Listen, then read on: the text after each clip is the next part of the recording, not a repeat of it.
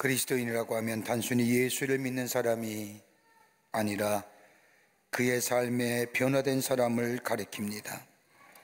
예수님을 인격적인 만남을 통하여 우리의 삶에 새롭게 변화된 사람을 가리킵니다. 이런 분들이 그리스도인입니다. 이 변화를 신학적인 용어로 회심이라고 얘기합니다. 회심하였다는 것은 그리스도를 믿는 사람으로 바뀌었다는 것을 말합니다. 단순히 구원받은 것에서 그치는 것이 아니라 우리의 삶이 새롭게 전체가 변화되었다는 것이 바로 회심, 컨버전, 회심되었다, 컨버티드. 이 회심은 구원과는 별개입니다. 구원은 하나님의 일하심입니다. 하나님께서 은혜로 구원하신다는 것은 하나님의 영역입니다. 우리가 스스로 구원한다는 것은 있을 수가 없습니다. 예수님께서 우리의 죄를 대신하여 십자가에 죽으심으로 우리의 죄를 사하여 주시고 우리를 구원해 주셨다는 그 놀라운 사실을 우리가 믿음으로 받아들이게 될 때에 우리 안에 구원의 역사가 일어납니다. 그러기에 구원은 전적인 하나님의 주권에 달린 일입니다. 그러나 회심은 좀 다릅니다. 회심했다는 것은 변화했다는 건데, 이 회심은 예수 그리스도를 통한 구원 사역에 대한 인간의 반응이 회심입니다. 하나님께서 베풀어 주시는 구원의 은혜와의 첫 만남이 바로 회심, 즉 변화라 할 것입니다. 이 회심을 통하여 우리는 하나님과의 구속적인 관계 안으로 들어가게 됩니다. 회심한다는 것은 단순히 죄책감이나 속박과 소외로부터의 벗어난 것으로만 그치는 것이 아니라 죄로 말미암아 곤경에 빠진 상황에서 벗어나 예수 그리스도의 십자가의 은혜와 더불어 부활의 신앙으로 우리의 삶이 매일매일 새로워지는 역사를 경험케 하는 것이 회심입니다. 이걸 좀 더 설명하자면, 예수를 통하여 하나님께 받아들여지고 하나님의 자녀로 입양되는 것, 이걸 가리켜서 우리가 칭의함이라고 얘기합니다. 예수님의 십자가에 돌아가심을 내가 믿습니다. 내 죄를 위하여 예수님이 속죄물이 되신 것을 내가 믿습니다. 그 놀라운 십자가의 은총을 받아들일 때, 믿게 될 때 우리를 하나님께서는 의롭다 여기시고 양자 삼아 주십니다. 하나님의 자녀 삼아 주신다는 겁니다. 이 믿음이 우리를 의롭게 합니다. 이 믿음은 우리의 믿음의 토대가 됩니다. 그런데 의롭게 된 사람이라 할지라도 우리 안에 남아있는 이 죄책감, 죄에 대한 이 노예 상태, 소외감, 가끔 다시금 돌아갈 때가 있습니다. 우리가 은혜로 하나님의 구원의 백성이 되었는데, 하나님의 놀라운 사랑으로 하나님의 백성이 되었는데, 우리는 때로 그 은혜 안에서 감사와 감격과 주님의 기속적인 교제를 통해서 우리의 믿음이 성숙되어지기보다는 때로는 간혹가다 생각할 때가 있습니다. 내가 하나님 앞에 좀 더 많은 것을 해야 되지 않나? 좀 더 하나님 앞에 더 많은 일과 시간들을 밝혀야 내가 구원의 역사를 경험하지 않나 생각하여 율법에 의해서 율법주의로 돌아가는 것, 은혜로 구원받았는데 그 안에 감사와 감격이 넘치는 것이 아니라 행함의 삶을 통하여 내 구원의 완성을 이뤄보고자 하는 일들. 여러분, 이 문제 해결하려고 하면 다름이 아니라 내가 구원함으로만 그치는 것이 아니라 내가 주님과 늘 은혜 안에서 말씀과 기도의 삶을 통하여 성화의 단계로 나아가면 때에 이 문제가 해결되는 거예요. 그리스도의 형상으로 변화되는 겁니다. 구원받았으면 내가 의롭다 영임을 받는 겁니다. 칭의함을 받은 겁니다. 칭의함으로 그치는 것이 아니라 예수 그리스도의 깊은 영적인 만남과 인격적인 교제와 하나님의 말씀을 통하여 내 삶 속에 그 말씀이 생활화되어지는 삶을 통하여 우리 안에 성화되어 가는 거예요. 이걸 가리켜서 변화, 회심, 매일매일 새로워지는 역사의 경험. 그러기에 회심엔 두 가지의 내용이 있습니다. 하나는 하나님께로 돌아가는, 하나님에 의해서 타의적으로 하나님께로 돌아가는 방법이 있는 반면에 내가 스스로 깨달아 알아서 하나님께로 돌아가는 자의적으로 하나님께 돌아가는 방법이 있습니다. 그러기에 매일매일 회심의 역사가 우리 가운데 있어야 됩니다. 어렵게 된다는 것이 칭의가 그리스도인의 출발점이라고 한다면, 성화는 그리스도 안에서 우리의 삶과 정체성에 관한 목적이요 목표일 뿐만 아니라 이것이 우리의 삶 속에 이루어질 때 우리는 궁극적으로 하나님 앞에서 영화로운 존재가 될 수 있다는 겁니다. 그러기에 그리스도 안에서 성숙해지고 완전해지고 온전해진 것이 바로 성화의 삶이요, 구원받아 변화되어 그리스도 안에서 성숙되어져 가는 삶, 이것이 회심이라 할 것입니다. 종교개혁자 마틴 루터는 그리스도의 삶에서 중요한 것이 회심인데, 회개의 삶이고 변화되어 가는 삶인데, 여기에는 세 가지의 변화가 있다고 얘기합니다. 예수 잘 믿으면요, 성화의 과정에 들어가게 되면요, 하나는 뭐냐? 지성적 회개예요. 또 하나는 도덕적 회개예요. 또 하나는 종교적 회개입니다. 이 회개의 삶이 우리 가운데 일깨질 때에 그 삶이 전인적인 건강의 삶뿐만 아니라 영적 강자로서의 삶을 살아갈 수 있다는 겁니다. 그 첫 번째 지성적 회심이 뭐냐? 머리의 회심입니다. 중생하면서 거듭나면서 생각이 바뀌어지는 겁니다. 이성적이고 자기중심적인 가치관의 삶에서 그리스도 중심의 삶으로, 하나님 나라의 중심의 삶으로 가치관이 바뀌어지는 겁니다. 이걸 중생했다는 겁니다. 회심했다는 겁니다. 거듭나 변화되었다는 겁니다. 이런 사람은 부정적인 가치관에서 긍정의 가치관으로 바라보며 염세적이며 절망과 좌절의 인생에서 하나님을 믿는 믿음 안에서 낙관적인 삶으로, 소망과 확신의 삶으로 새롭게 달라진 인생, 다른 말 아니라 지성적 회심, 머리의 회심입니다. 또 하나 또 한다면 가슴의 회심입니다. 종교적 회심입니다. 가슴이 뜨거워지는 걸 말합니다. 세상을 살면서 분노와 좌절, 죄책감과 많은 후회와 뇌안에 늘 마음이 상하고 상처받고 헤어내질 못하다가 중생하게 되면 하나님이 내 안에 거하시고 그로 인하여 그리스도의 생명력이 발산되는 인생, 빈 가슴이 채워지는 가슴이에요. 뭘로? 생명 없는 삶이 생명 있는 삶으로 바뀌어요. 이런 사람은 원망하는 사람이 감사의 사람이 됩니다. 용서하지 못하는 사람이 용서의 사람이 되고, 가슴을 쥐어짜듯 분노의 사람이 평안의 사람이 되고, 한숨 쉬고 절망하며 다 끝났다는 사람이 소망의 사람으로, 부정적인 염세적인 사람이 긍정의 사람으로 변해지는 것, 이게 회심에, 이게 거듭났다는 겁니다. 또 하나 또 간다면 도덕적 회심입니다. 루터는 이 도덕적 회심을 뭐라고 했느냐? 돈주머니의 회심이라고 하는 거예요. 물질관이 바뀌어지는 거예요. 행동의 변화의 핵심에는 돈이 있는 겁니다.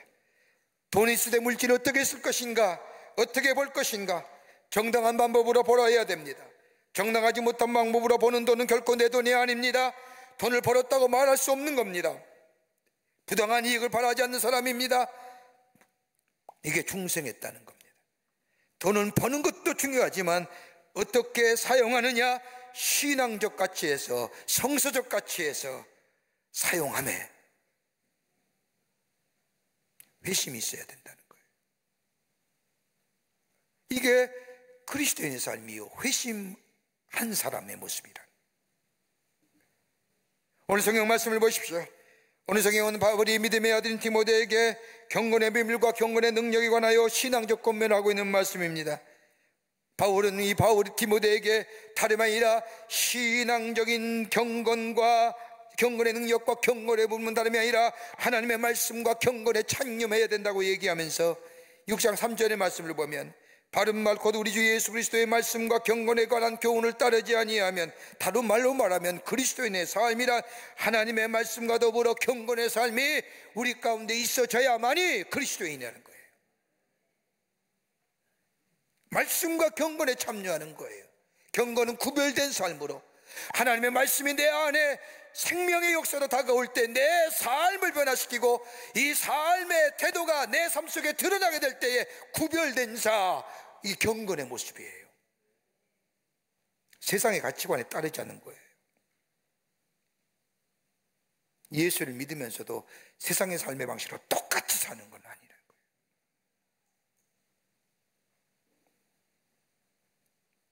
그러기에 말씀을 사랑하며 말씀을 묵상하며 말씀에 순종하며 말씀이 수적으로 나의 삶을 이끌어가는 인생, 말씀의 공급력을 받아서 내 삶 속에 구별된 삶으로, 다시 말한다면 변화된 삶으로 살아가는 인생들,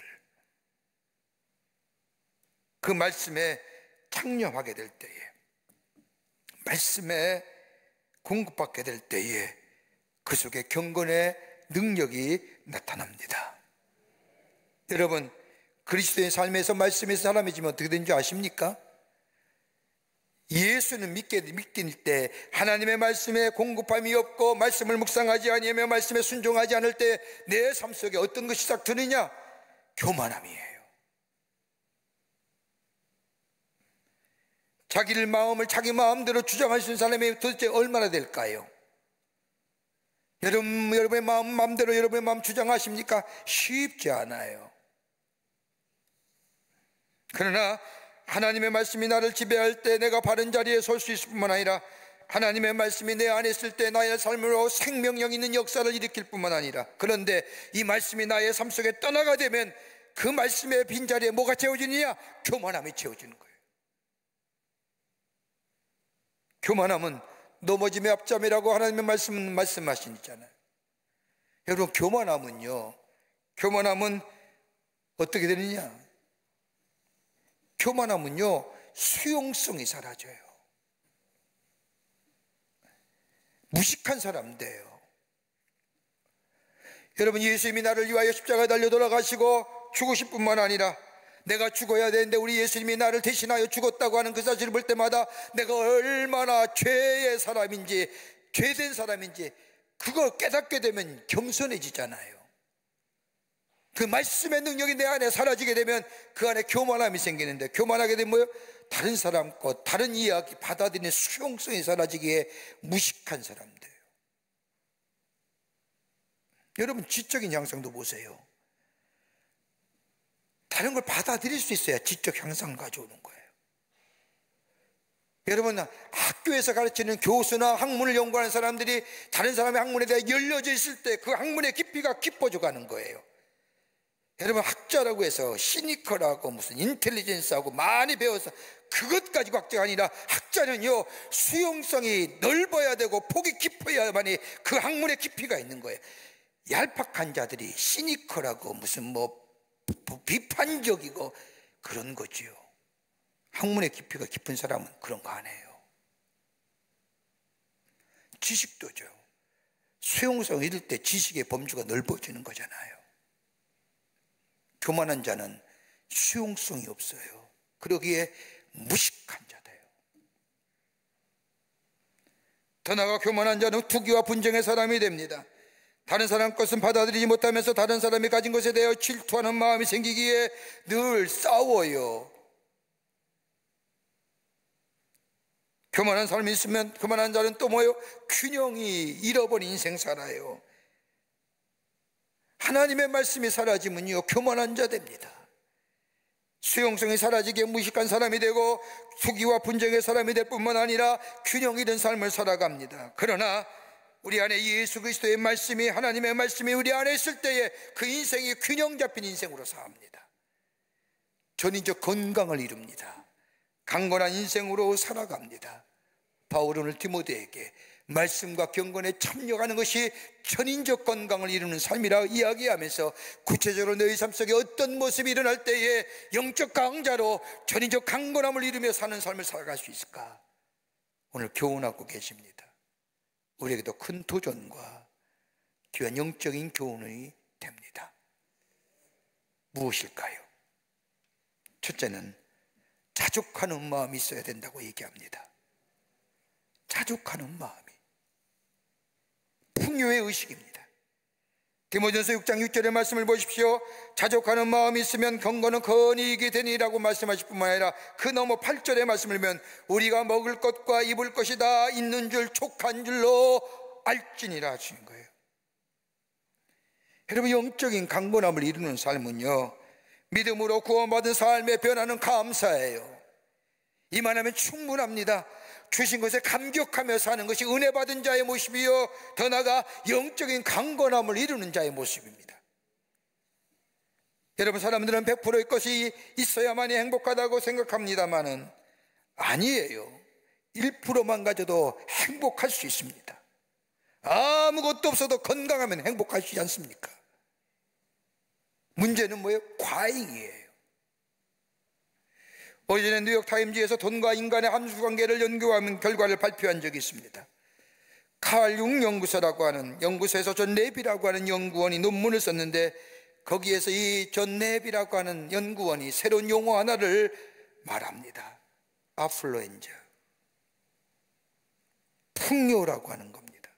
풍요병이라는 겁니다. 아플루엔자라고 하는 말은 인플루엔자와 플러스, 독감을 얘기하는 인플루엔자와 풍요를 얘기하는 어플리언스라고 하는 합성어로 아플루엔자.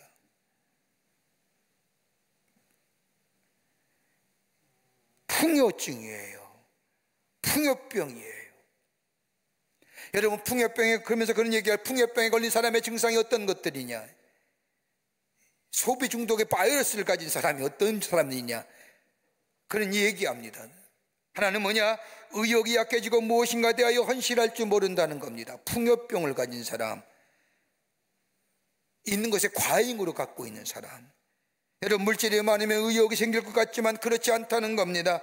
물질이 많으면 게을러집니다. 의지가 사라지고 의욕이 사라지기 때문입니다. 또 하나 풍요병의 증상은 뭐냐? 의심이 많아져요. 물질이 많으면 사람에 대한 신뢰보다는 의심이 많아진다는 겁니다. 다른 사람을 믿지 못한다는 겁니다. 여러분, 지금 우리의 사회가 어떤 걸까요? 풍요롭잖아요. 저는 어저께 지난 주간에 우리 지구의 날이라고 탄소 배출을 줄이자고 이 운동하는 교회 안에서도 이런 생태 신학자들, 생태 운동하시는 분들이 있어서 같이 만나서 이야기할 수 있는 기회가 생겼습니다. 놀란 이야기예요. 우리나라에서 음식물 처리하는 게 2조가 들이고요, 음식물 버리는 쓰레기가 15조랍니다.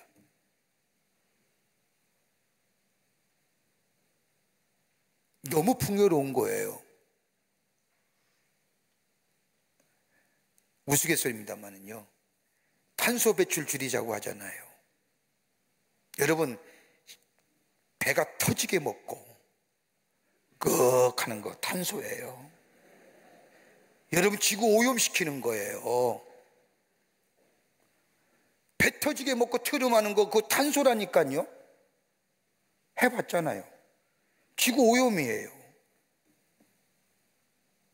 그 소리 듣고 저는 웃었지만 뒤에 집에 와 가만히 생각해 보니까, 사무실에 들어와 생각해 보니까 맞는 얘기예요. 배는 터지게 먹고 꺽 지구 오염이.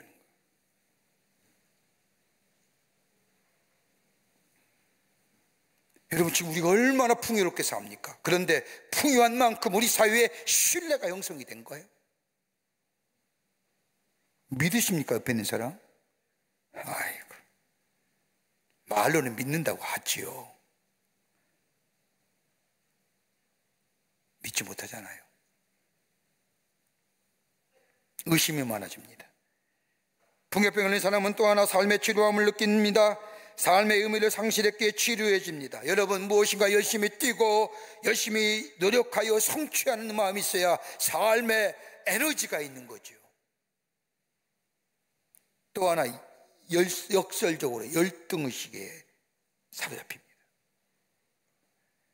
돈 버느라고 물질 때문에 물질이 모든 것을 해결해 줄 것이라고 생각했기에 인격인 것인지 도덕적인 소양, 이거 게을리한 거예요. 그래서 가만히 보세요. 재물 많은 사람들 만나보면요, 왜 그렇게 말이 많은지, 되지도 않는 자기의 경험담 얘기하면서. 말 많은 이유가 뭐냐? 자신의 열등감을 감추기 위해서라는 거예요. 여러분, 많은 것이 좋은 것은 아닙니다. 적은 것이라도 자족하는 마음이 있을 때 거기에 강건함이 있습니다. 여러분, 그뿐입니까? 우리의 삶에는 얼마나 속도에 민감합니까? 조금만 늦어고 조금만 늦게 출발해도 얼마나 조급하게 빵빵거리며 앞차를 다그칩니까? 그뿐 아니라 얼마나 우리의 과잉의 소비입니까? 있음에도 더 갖고 싶은 마음, 이것이 우리의 영적인 능력과 더불어 강건함과 더불어 영적인 능력을 고갈시킨 겁니다. 그러기에 시편 16편 5절과 6절의 말씀을 보면 시편 기자는 자신의 삶을 돌이켜 고백하기를 여호와는 나의 산업과 나의 잔의 소득이시니 나의 분깃을 지키시나이다. 내가 줄로 재어진 구역은 아름다운 곳에 있으며 나의 기업이 실로 아름답도다라고 고백합니다. 하나님이 내게 주신 분깃이 있다는 겁니다. 하나님이 그 분깃을 지켜주신다는 겁니다. 다 가질 수도 없고 다 받을 수도 없고 가졌다고 다 쓸 수도 없다는 겁니다. 주께서 내게 분복으로 주어진 구역이 있는데 그 줄로 지은 한계, 그 안에서 내가 산다는 겁니다. 그 안에서 감격하며 감사하며 산다는 겁니다. 소유에도 한계가 있잖아요. 건강에도 한계가 있습니다. 아무리 노력해도 시간 지나면 건강은 지나갑니다. 근데 우리의 시간도 한계가 있습니다. 우리는 알지 못하지만 하나님만이 아시지만 이 한계가 점점점 짧아져 온다는 겁니다. 그러기에 오늘 시편 기자는 이것을 알았기에 주께서 나의 분깃을 지키시나이다라고 고백하는 겁니다. 내게 한계를 정해주셨고 그 안에서 내가 편안하게 해주셨다는 겁니다. 그래서 만족합니다. 그래서 자족합니다.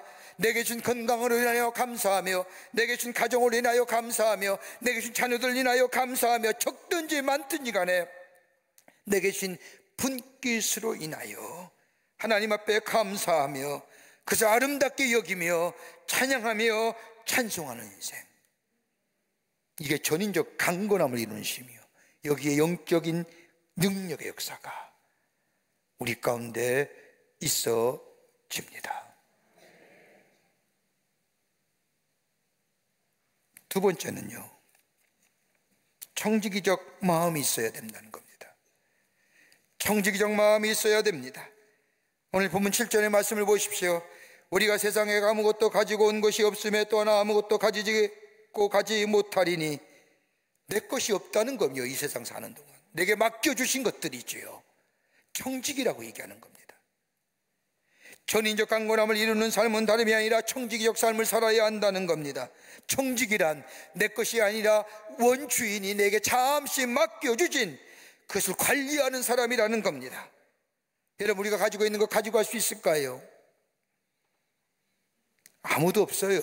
건강도 재물도 지식과 지혜도 다 하나님께로부터 내게 주신 것들인데 내가 이 땅에 사는 동안 그것을 잘 관리하고 그것을 통하여 기쁨을 얻다가 주님 부르시는 날, 내 한계가 도달했던 날 그대로 두고 떠나야 되는 사람이 우리였어요.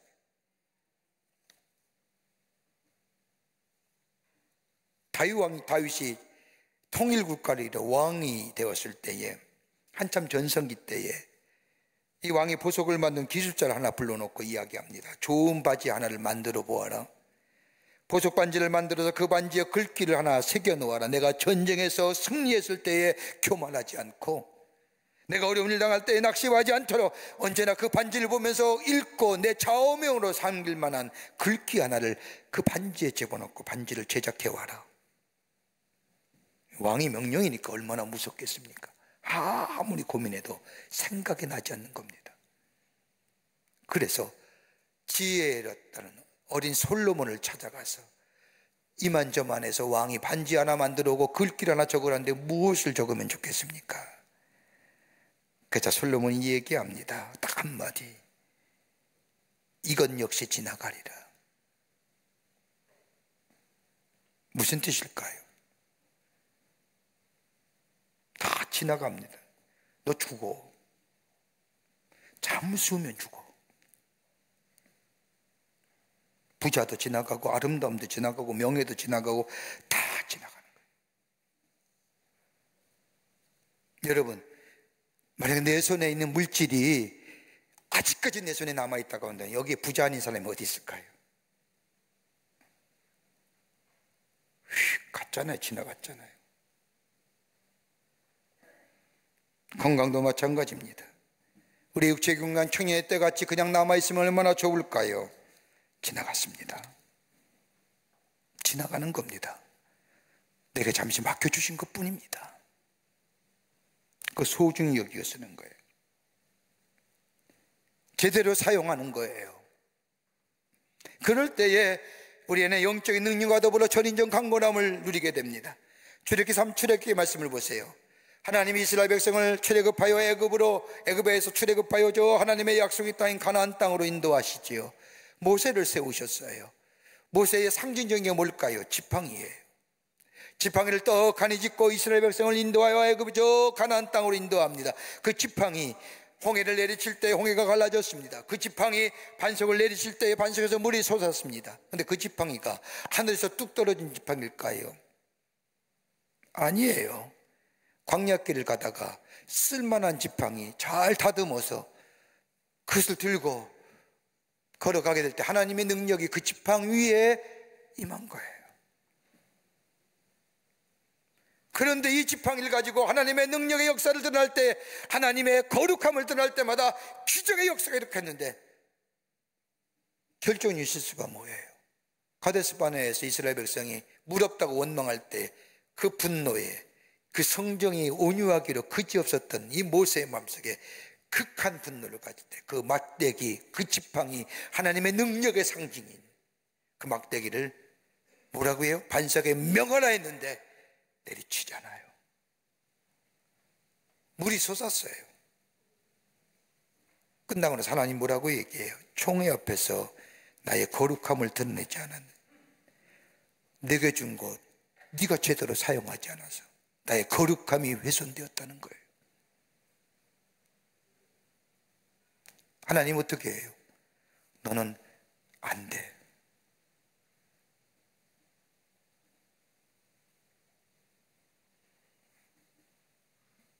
제대로 사용해야 됩니다. 이 건강 하나님이 내게 맡겨주신 거예요. 시간의 한계 때 찾아가세요. 이 생명, 내 물질, 내 건강, 내 자녀, 내게 이 땅에 사는 동안 내게 맡겨주신 거예요. 하나님의 제대 영광을 위하여 하나님의 일을 제대로 사용해야 되는 거예요. 거기에 경건함이 일어나는 거예요. 구별됨이. 거기에 영적 능력이 드러나는 거예요. 건강 있다고 마음대로 사용하지 마세요. 재물 있다고 마음대로 사용하지 마세요. 이렇게 얘기하면, 그런 얘기 하실 분 계세요. 재물이라도 많으면 좀 그것도 좀 써보고 그런 얘기 했으면 아니에요. 그런 사람은, 그런 마음 계시면 그분에게 그런 재물 주면 타락해요. 주신 분께 감사함을 알고 그것을 가지고 뭐요? 하나님의 귀한 영광을 위해서입니다. 끝으로 탐심으로부터 자유로워야 돼요. 탐심으로부터요. 10절 말씀을 보십시오. 돈을 사랑하며 일만하게 뿌리가 되나니 이것을 탐내하는 자들은 미혹을 받아 믿음에서 떠나 많은 근심으로써 자기를 찔렀더라. 돈을 사랑함이, 다른 말로 표현한다면 세상의 것을 사랑함이 영적인 능력을 잃게 했다는 거예요. 하나님보다 다른 것들을 사랑하는 것, 다른 말로 말하면요, 초점이 하나님께로 향해 있는 게 아니라 세상 것에 향해 있는 거예요. 우리의 관심이 어디 있을까요? 우리의 초점이 어디에 향해 있을까요? 여기서 돈이라고 표현, 돈을 사랑함이라고 하는 말로는 헬라어로 필라, 르게리아라고 얘기하는데, 이 필라라고 하는 것은 다름이 아니라 필로스, 이 사랑, 친구의 우정 같은 얘기하는 거죠. 필로적 사랑. 거기에 돈이라고 하는 아르기리아라고 하는 것에 합승어입니다. 그래서 돈을 사랑하는 것 수준에 우리가 좀 더 해석을 붙인다고 한다면 세상 것을 사랑하는 것. 예수 믿는다고 하면서 세상을 가질래, 예수를 가질래, 그러면 어디 가질래요? 세상이 좋잖아. 영적인 능력을 잊어버리게 하는 거예요.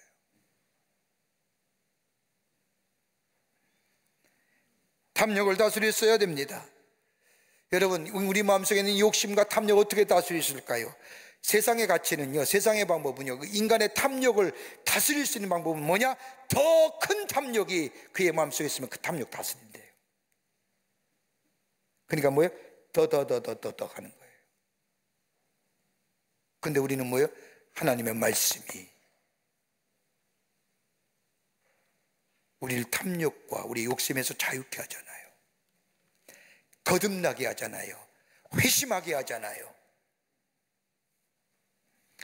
얼마 전에 집사님 주신 책 가운데 한 집사님이 부자의 황금률이라는 책이 하나 선물로 주셨는데, 케네스 블랭차드와 쉘든 보울즈라고 하는 사람이 쓴 책간, 부자가 어떤 사람이 부자냐, 어떤 사람이 진정한 부자냐, 재물이 많고 돈이 많고 뭐 이게 부자가 아니라 진정한 부자의 삶이 어떤 사람이냐, 몇 가지로 이야기합니다. 그 하나가 뭐냐? 즐거움이 있어야 합니다. 부자는요, 즐거워야 돼요. 부를 가지고 있어도 금심이 있으면 부자가 아니라는 겁니다. 잠을 못 잔다, 그건 진정한 의미로서의 부자가 아니라는 겁니다. 부로 인하여 고민이 없어야 합니다. 물질 때문에 고민하세요? 부자 아닙니다. 두 번째는 목적이 분명해야 돼요. 부자체가 목적이 되어서는 아니 된다는 겁니다. 여러분, 부자의 공포란 말이 있습니다. 이 부자의 공포란 얘기는 저 미국의 부동산 재벌이었던 유명한 하워드 휴즈라는 사람에 빗대한 얘기입니다. 하워드 휴즈가 얼마나 땅이 많았는지 미국 사람 치고 하워드 휴즈의 땅을 밟지 않고 다닌 사람이 없었다고 합니다. 그런데 이 사람은 행여나 자신의 돈 때문에 사람 만나기가 두려워서 15년 동안 집 안에 있다가 비참하게 세상을 떠났답니다. 돈 있으면 뭐예요? 나갈 때면 행여나 다른 사람이 나를 해칠까 싶어 자기가 비슷한 사람 10명을 구해서 자기가 똑같은 복장을 입고 밖에 외출했다고 합니다. 누가 해치기는 아무도 없는데 자기가 스스로 생각하는 거예요. 여러분, 목적이 분명해야 돼요. 여러분, 나이가 들어도요, 목적이 분명한 삶은요, 그 인생에 가치가 있고 다른 목적이 없는 삶보다 더 오래 산답니다. 건강해 산답니다. 나이 70세 넘어서 사람들을 표본 조사했답니다. 목적과 의미를 가지고 사는 사람과 그렇지 않은 사람을 비교했더니 삶의 목적과 의미가 있는 사람이 그렇지 않은 사람보다 면역력도 강하고 오래 장수하더라는 겁니다. 어떤 삶의 목적이 있으세요? 나이가 많으시니까 돈 벌 목적은 아니고요, 우리 예수 믿을진데 내 삶이 하나님께 영광이 되고 내 삶이 다른 사람에게 나로 인해서 예수가 증거되는 삶이 우리의 목적이 된다고 한다면 그 인생 가치 있는 인생이 아닐까요? 왜 아멘들 안 하십니까? 요새는 꼭 그렇게 물어봐야 아멘 합니까?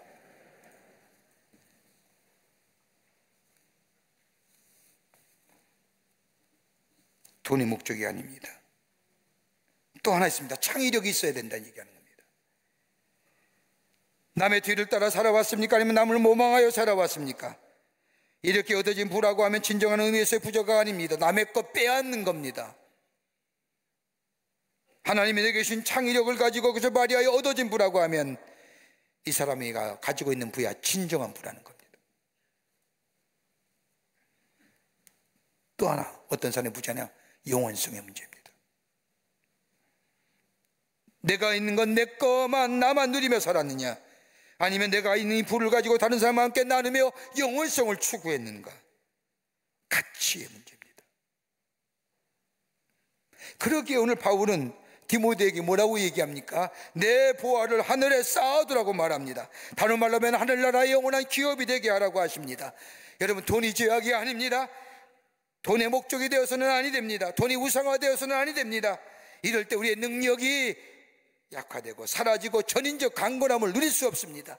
다른 말로 하면 세상의 가치보다 하나님의 것을 보다 우선이 두면 영적 능력이 사라지는 거예요. 바울은 얘기하지 않습니까? 우리가 믿음이 강한 사람일진데, 우리가 구원함을 얻었고 우리가 거듭난 사람일진데, 우리가 전인적 강건함을 누리는 인생일진데 우리가 어떻게 해야 되느냐? 오늘 얘기하지 않습니까? 자족하는 마음, 내게 주신 그 청지기적인 마음, 탐심으로부터 자유로운 마음 될 때에 우리 안에 경건의 능력과 전인적인 강건함을 누릴 뿐만 아니라 영적 강자로서 이 세상에 선한 영향력을 미치며 사는 하나님 나라의 백성이 될 줄 믿습니다. 이런 믿음으로 승리하며 사시는 여러분과 저와 되시기를 주의 이름으로 축원합니다. 하나님 감사합니다. 저희들 주께서 당신의 백성으로 삼아주시며 구원과 성령 안에서 매일매일 새롭게 거듭나는 변화의 삶으로 살아가게 하심에 감사합니다. 영적 강건한 자, 전인적 건강함을 누리며 이 세상 가운데 선한 영향력 중에 전하여 절망과 좌절과 소망 없는 자들에게 새로운 소망과 희망과 기쁨을 줄 수 있는 빛과 소금의 사명을 감당하는 당신의 거룩한 백성들 되게 도와 주시옵소서. 성령이 도우실 줄 믿으며 예수님의 이름으로 기도하옵나이다.